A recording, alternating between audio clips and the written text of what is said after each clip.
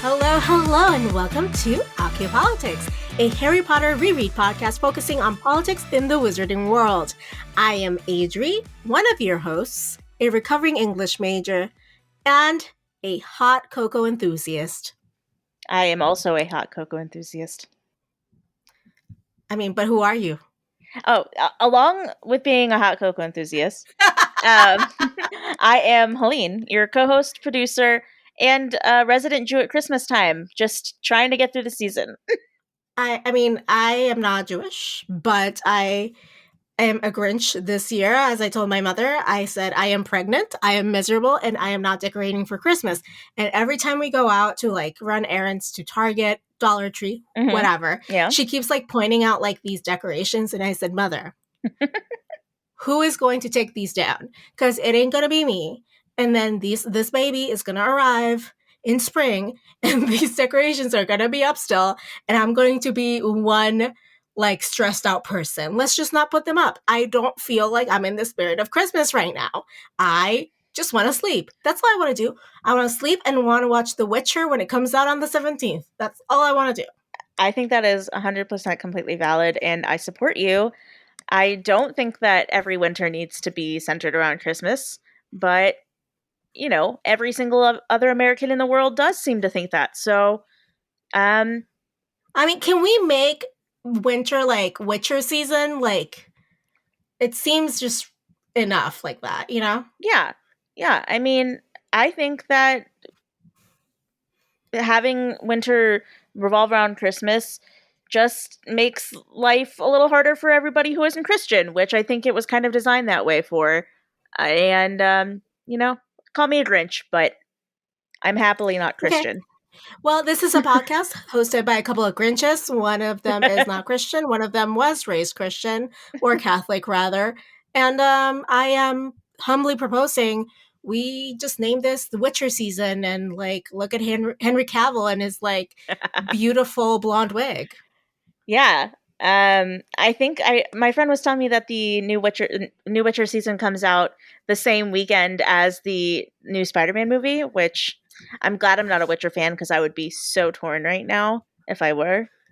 But yeah, I'm not a huge Witcher fan, but it just sucks you in, it's this show that you start watching and you're like, I'm not going to pay that much attention to it because whatever.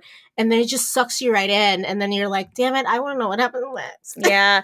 I don't play the game, but so I don't really know much about the show, but I feel like I should do both, play the game and watch the show eventually. I have not played the game yet. So I'm a huge video game fan, as most people know, but I actually think I prefer to play the game before watching the movie when it comes to stuff like that. Isn't the game based on a series of novels? That's also something I haven't looked into.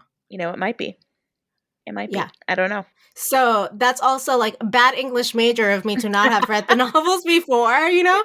But I didn't know when I started watching it. I was just like, oh, this is some dumb, campy thing Netflix put out. And then I was sucked in and I was like, God damn it. Now you're making me question whether or not it actually even is a game. I think it is. No, it is a game. There is a game for sure. Okay. I'm wait, was it not a game and it was a book?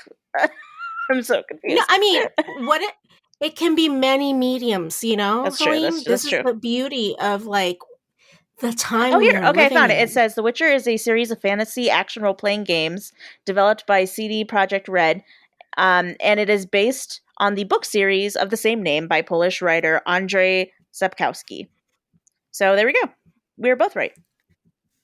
Love it. Love it, love it, love it. Anyway, this is not a Witcher podcast.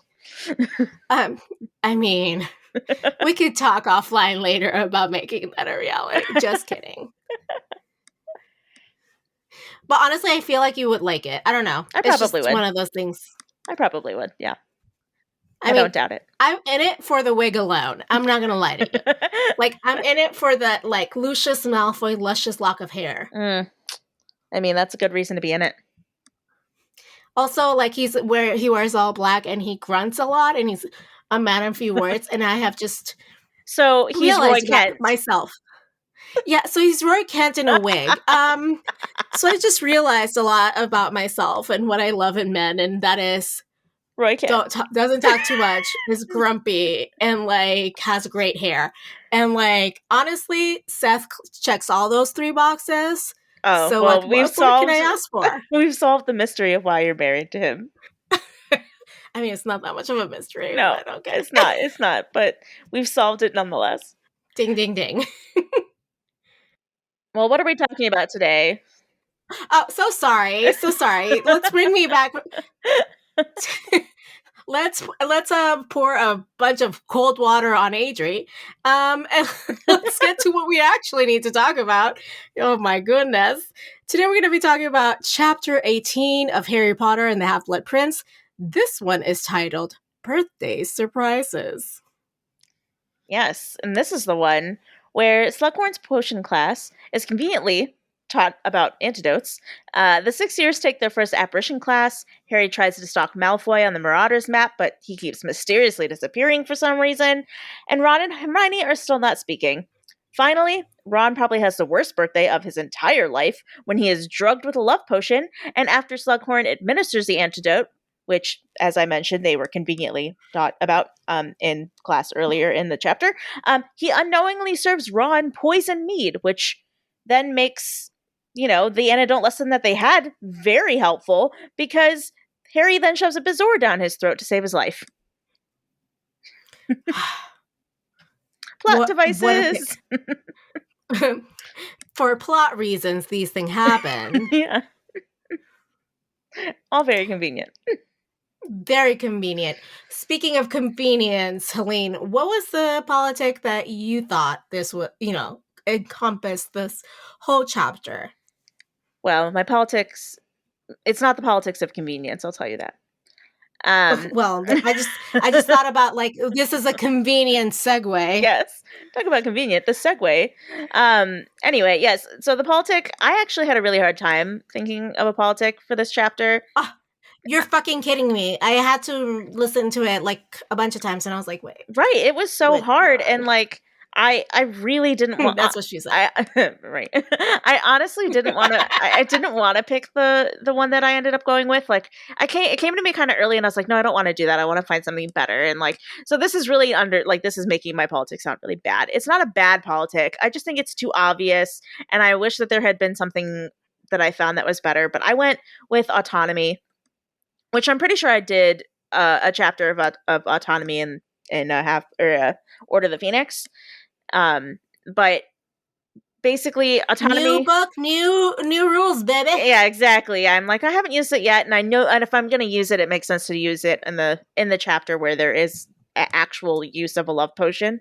So autonomy is a term that's used to describe a person's or government's ability to make decisions or speak and act on their own behalf without interference from another party. So if you have autonomy, you can make your own decisions, speak and act on your own behalf with no interference. And I picked autonomy because, I mean, it's obvious. Love potions remove autonomy from someone. It takes away their autonomy, their ability to make their own decisions, think on their own, have their own free will, basically. And this happens to Ron in this chapter because someone else was controlling his thoughts and actions through the use of a love potion that he took unknowingly and unwillingly. All right. Therefore, no autonomy. That seems like it sums everything up very well. Yeah. Mine is different this time. Yay! And it is it's one of the things that is actually mentioned in the chapter a lot, which is determination. Oh. That's one of the Ds. One of the 3 Ds in apparition. Ds. Yes, the 3 Ds, of course. How could I forget? So, determination means like firmness of purpose or resoluteness, to make something happen. And like in the chapter, I was thinking about determination as one of the concepts in apparition lessons, but also Hermione is determined to continue ignoring Ron. Yeah. Ron finds artificial determination via love potion. Harry is determined to finish Dumbledore's orders to get like that. Well, see, I was gonna say that Harry is determined to figure out what the fuck Malfoy's up to. Well, that is his side quest That determination is in this side quest. chapter. Yes, that's true.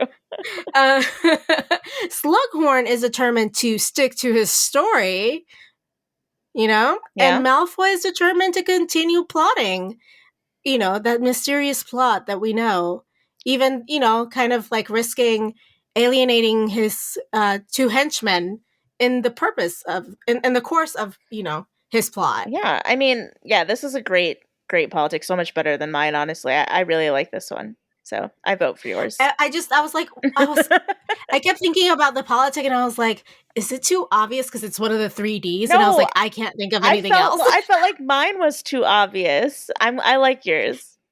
But I like yours too. But see, I like the reason I like us picking different ones if we can is because we can see like the text through two different lenses rather than just one. Totally. Yeah, totally. I love when we have different politics. It's always fun when we do the same because like it I mean, we hardly ever do the same, so it's like, "Oh man, we were on the same wavelength this time." But I Exactly. love when we can like do completely different ones cuz it like obviously I don't want to just, look at the chapter through my own lens cuz I already do that. I'd love to look at the chapter through your lens. So, Same seas. All right. So when we think about the politics of autonomy, what was the quote within the chapter that you were like, okay, this is the one that I want to discuss? well, you and I actually put the same quote. I put like the last half of your quote. So, if you don't mind, I'll just read all of your quote. Um, and then like I'll explain where mine comes into that quote, and then you can say where yours comes into that quote. If that's Yeah, sounds so, we great. don't have to read the same quote twice. I hadn't even read your quote, Helene. So now it's Yeah, hilarious. I saw it beforehand. I was like, oh, we picked the same quote. I wonder if she realizes that. Nope, did not. I try not to look at your stuff because I don't want to be No, influenced. that makes sense. That makes sense. So the quote is as such. Harry stared at the dangling Ron, whose face now looked tremendously hopeful, and fought a strong desire to laugh. A part of him, the part closest to his throbbing right ear, was quite keen on the idea of letting Ron down and watching him run amok until the effects of the potion wore off. But on the other hand, they were supposed to be friends. Ron had not been himself when he had attacked, and Harry had thought that he would deserve another punching if he permitted Ron to declare undying love for Romilda Vane. So yeah, I picked the second half, basically where he talks about how like they're supposed to be friends. Ron wasn't himself. He like, definitely shouldn't let him continue doing this. Um, and I picked that because I mean it illustrates that Ron wasn't himself because he didn't have the autonomy to make his own decisions because his free will was stripped by taking this love potion. So Yeah. And like mine is that moment as well, right? But when we talk about like I really liked this phrasing for my politic.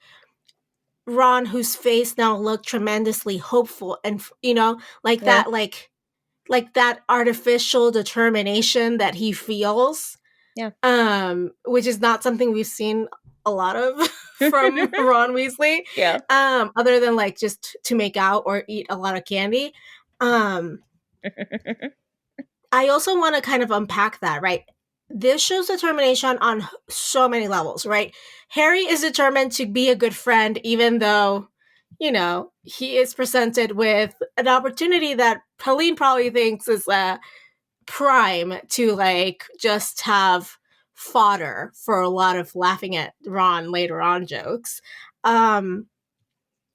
And I mean, it actually Romilda. that actually was my Dementor, so we'll get to that. Okay, good. We'll get to that. Okay, and then we have like Romilda Vane's determination to make Harry pay attention to her, which is part of like those chocolate cauldrons that he never ate hmm that were spiked with the love potion. Yeah, So we see even a like the determination of an action way prior to this chapter that also impacts what happens in this chapter. yeah, And Ron's, like I said, artificial determination to yeah, win Romilda Vane's heart at all or any cost.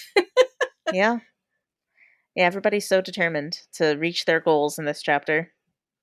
So, just so there's a lot of plotting and planning going around and eavesdropping Yeah, for some reason.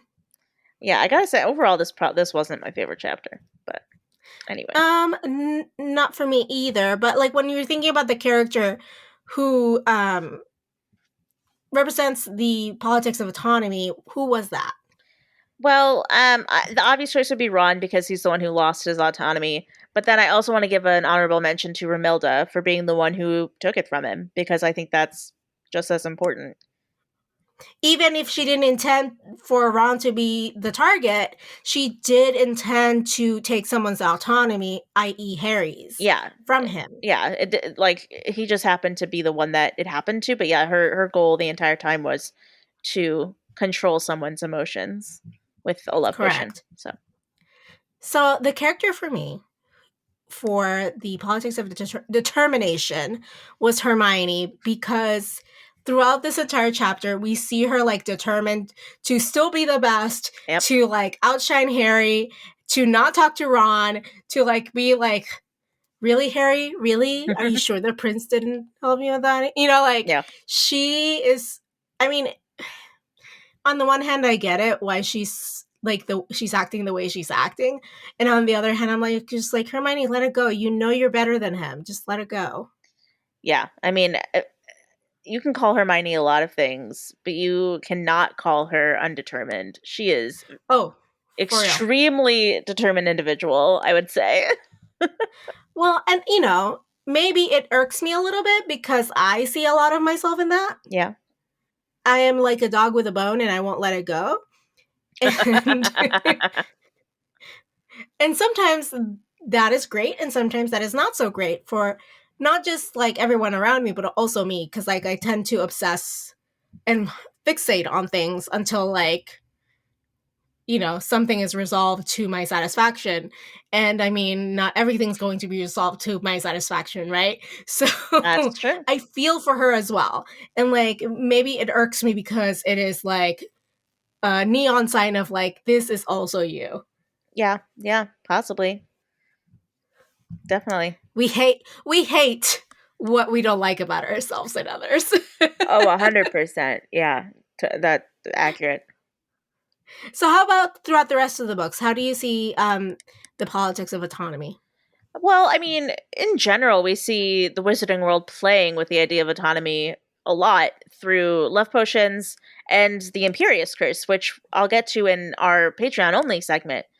Ooh, It's gonna, exciting. yeah. It's, I mean, it's always just interested me how similar the two are, but I also think that we actually see Draco suffer from a lack of autonomy in this book because he's honestly just being forced or I guess coerced into doing things that he doesn't want to do, that he's uncomfortable with, literally because he wants to survive, he wants to, you know, keep his family alive, and the Death Eaters are are scaring him into doing these things like, you know, trying to kill Dumbledore. Well, he feels like he has no other choice is Right. the problem. Exactly. So like taking away someone's choice, and taking away someone's free will of being able to, you know, do what they want about their own life, that's, you know, removing their autonomy. He technically does have his free will. Like he could say no, I'm not going to do this. But if he does that, he's either he's going to die or his family's going to die or both. So he really doesn't have a choice. All right. Fair. What about you? What about you with determination? For me, I think like this is a continuation of what we talked about earlier, but Harry's whole determination in this book is to expose Malfoy, right? Like he's just from the go. Like from the time they saw him at Diagon Alley, he was like, he is up to something and I am going to expose him, Yeah. right? Like Yep. he's just on it. It's been the thing that people have made fun of him for, even his own friends. It's the thing that causes tension between him and Order of the Phoenix and Dumbledore. Like it's been something that he ends up being right about, but not in the way he thought, right? Yeah. And Dumbledore is meanwhile determined to share as much as possible with Harry that will be useful for the task that he has ahead for him. Which is not really on brand for him. Correct. Like we he's had what we call a change of heart. Yeah. Yeah. He's determined to actually share knowledge. What? Crazy. What? But I am also determined to talk about the things that we didn't like in this chapter and the things we liked. Heck yeah, off to Dementors and chocolate. Yeah. All right, Helene, what was your Ted Cruz in this chapter? Yes. So I always hint to it a little bit earlier in the episode, but my Dementor was Harry considering for a brief second to let Ron run amok until the effects of the potion wore off, quote unquote, because as although it's like it's supposed to be lighthearted and silly and like oh haha like Ron's acting like an idiot. I wish I could just let him act like an idiot for as long as possible because it's funny. But really, like in reality, Ron's going through like a traumatic like removal of free will at this point. Like that's like I feel like it's equivalent. It's equivalent to like oh someone took like gave this person GHB, but might as well just let her like you know be drugged, like not do anything about it. Like no, this like Ron doesn't have any control over his actions right now, and it just seems cruel to like let someone continue to be in this state of loss of autonomy when you can do something about it. So I mean, I'm glad that in the end he chose to help him and get rid of it and give him an antidote and all that stuff. But he did consider, oh, haha, like, you know, Well, did he consider it because he was like mad that he got punched, you know? I mean, possibly, but still, that's like a dumb reason. Well, boys are dumb. We Yeah, already established this. yeah. Like, yeah, I'm sorry that under the effects of a potion that makes Ron not act like Ron, he punched you. Like, that wasn't Ron punching you. That was Love Potion Ron punching you. Like, chill. Well, it gives a new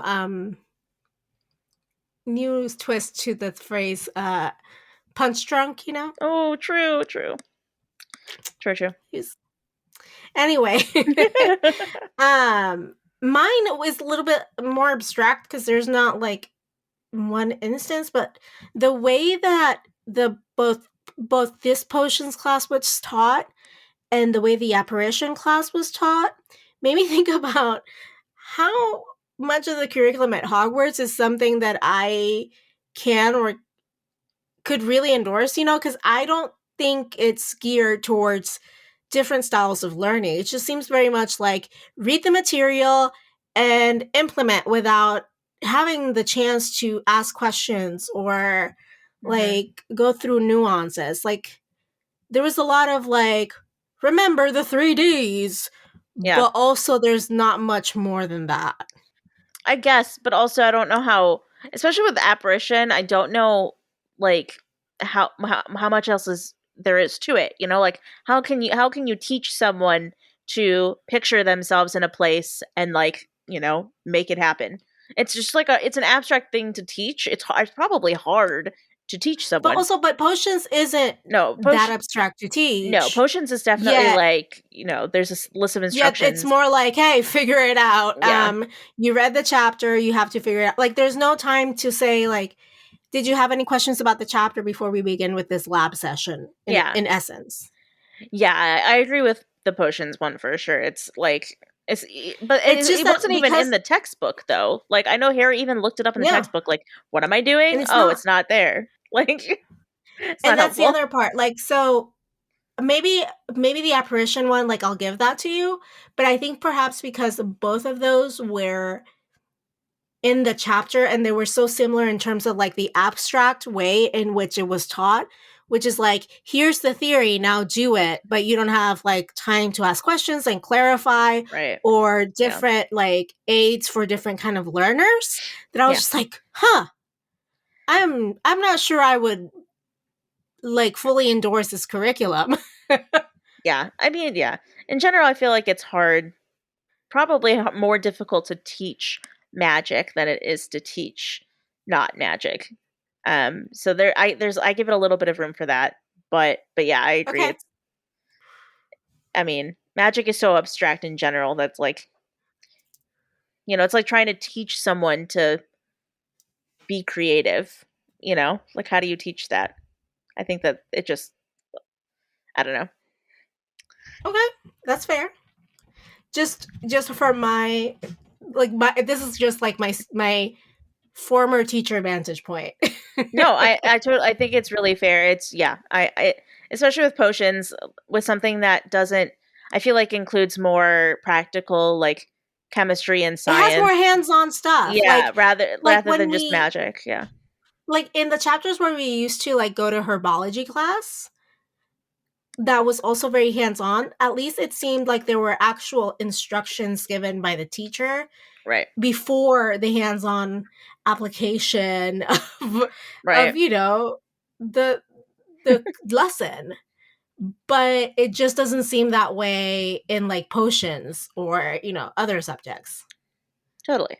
Yeah, think that's fair. I think it's a fair assessment. All right, let's move on though, because I want to know what you liked in this chapter.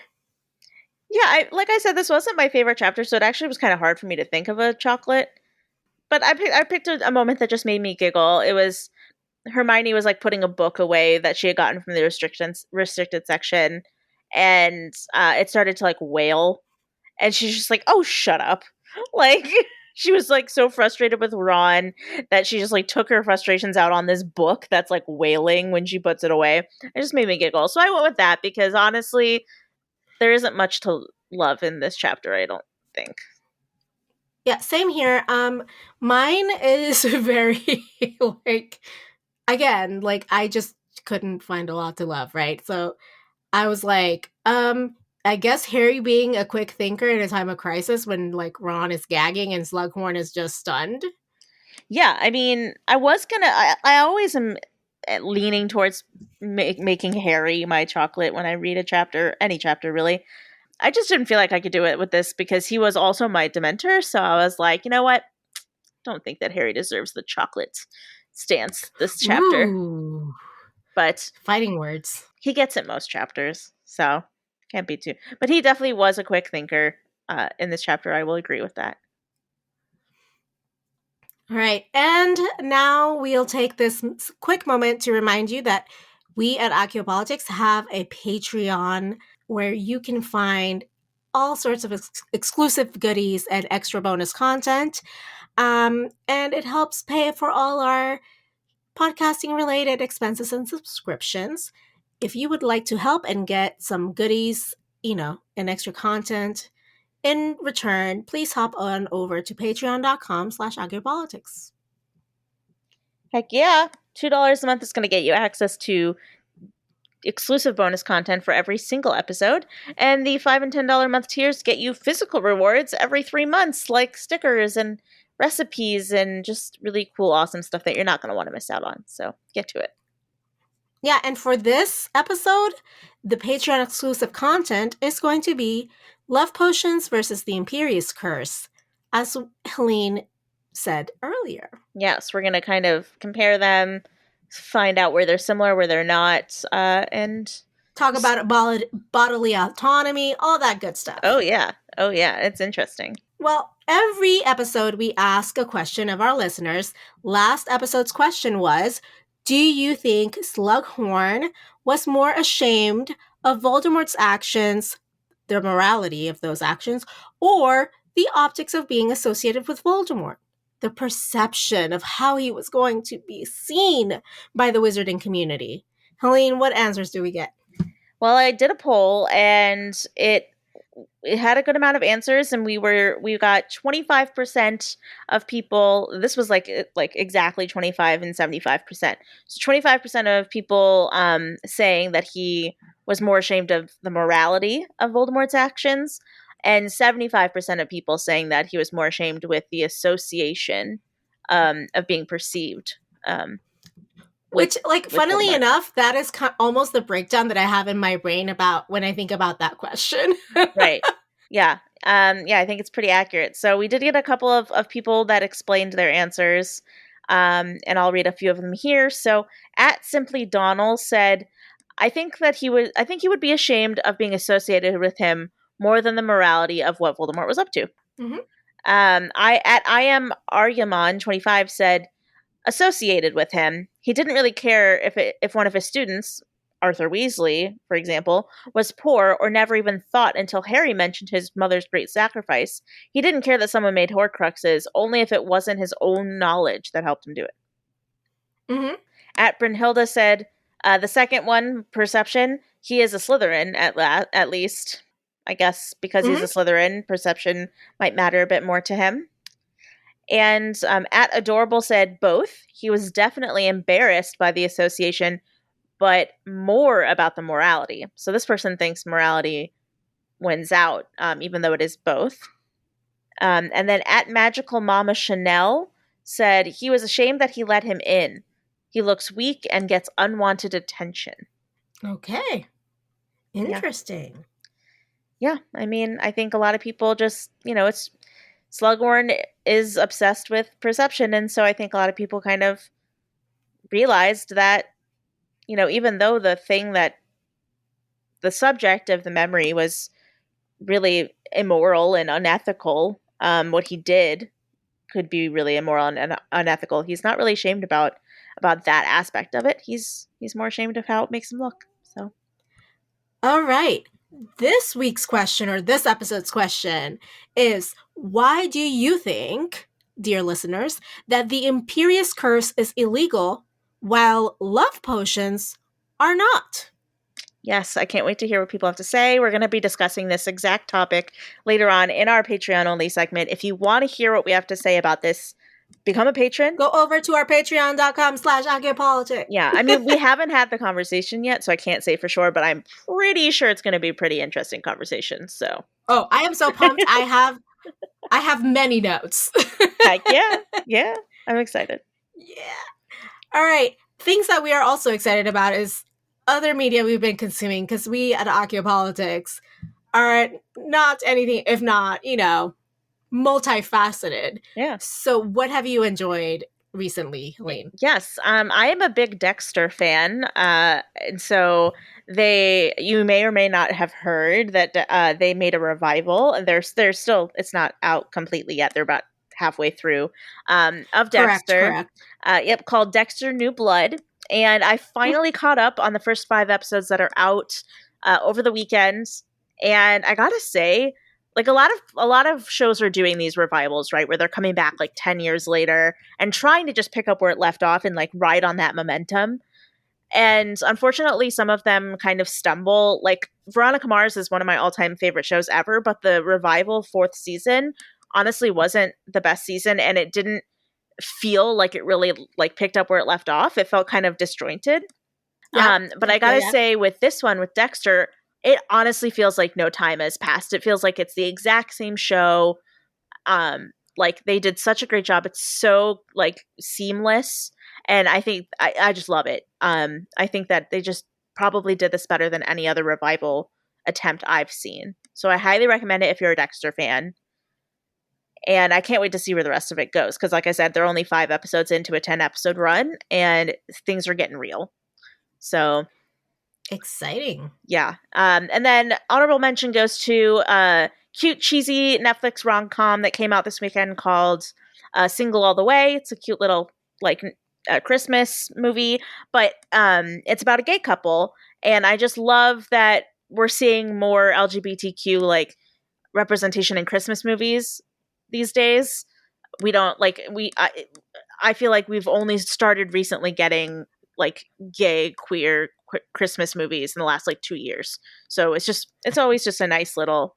I'm here laughing because like we were just bashing like the Christmas of it all. No, I agree. In the intro to the episode. I don't like Christmas. I don't like Christmas. I will tell you this. I don't like Christmas. But because movies are my life and now my livelihood, I will always watch a good movie, whether it's about Christmas or not. And like, I will say, as a Jew, my dad is a rabbi, but like the one weird tradition we would have is we wouldn't celebrate Christmas, but we would watch Christmas movies. That was the only thing. We would watch like Santa Claus movies, the ones with Tim Curry, I think Tim Allen, not Tim Curry. Allen. Not Tim Curry, Tim Allen. Goodness, two very different they were Tims. With Tim Curry. I want to see that. Yeah, I was like, also like 2 very different Tims. My bad. Tim Allen has become a very controversial person too. Yes. So. Yeah, those were like some of my favorite movies, the Santa Claus movies with Tim Allen. Those were like I loved watching those with my dad. He's a really big Christmas movie guy for some reason, even as a rabbi, and it just kind of rubbed off on me. So listen, the heart wants what the heart wants. right. So I don't like Christmas time. It really bothers me, but I can enjoy a good Christmas movie. Okay. They're fair. just cheesy. I don't know. But I mean that is a fair call out. Thank you for calling me on that, because it is weird and controversial and hypocritical. I'm like, what's the word I'm trying to? No. I'm just saying, because it was funny that we both started the episode with Christmas bashing, and now we're ending the episode with, but we like Christmas movies, because the thing is, I love Christmas movies. It's weird, right? I don't get it, but it's like the magic of it all. It's because it's like, most Christmas movies they're about Santa and not really like. Well, actually, like they're about family. Really, they're not really even about. Really, like they're about love and family and just being together. Yeah, like. Yeah, it's just I don't know. I don't get it, but I love them. It's weird. It's okay. It's okay. Actually, Single All the Way is on my to be watched list. You'll like it. You will like it. Yeah. Witcher season 2. Yeah. Yeah, Jennifer Coolidge is in it, and she's just delightful as always. And I saw. I was just like, I'm in. Say no more.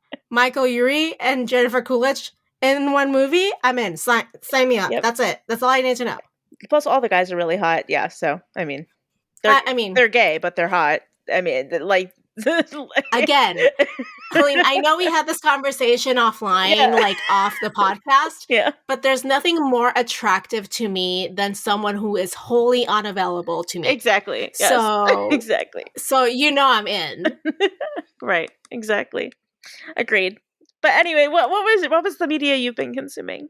Honestly, I've been really busy because my parents are here, so we haven't been watching a lot of TV or anything. Yeah. And I've been working my full-time job, and then they've been helping me with setting up the nursery, like, and all this stuff. Yeah. Because, apparently I'm having a baby at some point next spring. No way. I know. It caught me by surprise too. I was like, what? A whole ass baby? What? So the only media I've really been consuming, and it's only mostly, please don't kill me, people, but like sometimes when I'm drifting off to sleep, I need to like listen to something, is the NPR politics podcast. Why would we be upset about that? Oh, well, because sometimes I do fall asleep in the middle of it. It's just very soothing to me, even though it's terrible. People fall asleep to like murder podcasts. I don't think that there's anything weird about that. I mean, it is. I just need sometimes like a little bit of conversation in the background to kind of like. Oh, I fall asleep to the TV being on every single night. I always put like Friends on or something that I've seen a million times, because I need to have that sound in the background too. So I feel yeah, that or like any news related podcast, like 5 Things or like Today Explained or whatever. Mm-hmm. That's very soothing to me. So, like, do you sleep with your headphones in? Because I've been like, I'd love to fall asleep to a podcast, but like, I don't know. I feel weird like sleeping with headphones in. I always am like worried it's gonna get like lodged in my canal or something. Oh, yeah. So I have like this headband that has headphones in. I thought about buying one of those off Amazon. Are they good? Oh, they're good. Okay. Yeah. Okay. I will consider that. It's worth the $20. Okay. That's all I'm saying. I have thought about doing that. I've thought about buying that because I was like, I don't want to sleep with headphones in, but I do want to sleep. If I fall asleep with my headphones, like one of them comes out, or it's like now that I sleep on my side because, like, I have a giant belly now. Well, not a giant belly. I just have enough of a belly to where it's uncomfortable. Right.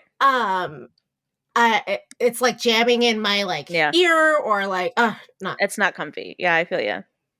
If I don't have the headband or I forgot to charge it, I'll just like leave it on like, kind of low on the phone and just put my phone like a little bit. Well, yeah, but you share a room with your husband, so I just didn't know if that was like practical.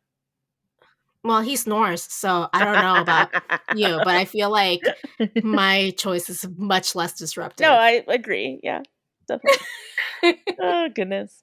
Anyway, that's it for today's episode. Join us next time as we talk about Chapter 19 of Harry Potter and the Half-Blood Prince, Elf Tales. Yeah, if you've enjoyed this conversation, please, we'd love if you take a second to give us a 5-star rating on Apple Podcasts. or Spotify or wherever you're listening to this podcast right now. It helps us get new listeners and have other people discover the podcast and, bring them to us and make us all a happy family. So please do it. Thank you. And if you have done that already and you're sick and tired of hearing us say this, why don't you just tell your best friend about us? That's all I'm asking. Yeah. I mean, we haven't gotten a review on Apple Podcasts, or I think on any platform, in like probably over 6 months. So you guys are What? It's been a while. So I mean, you guys really aren't listening to us when we ask for this, I'm sure, unless you've already done it, in which case, thank you, we love you. But like, if you haven't done this yet and you want us to shut up, just go do it. It'll shut us up. I promise. Scout's honor. But until then, politics managed.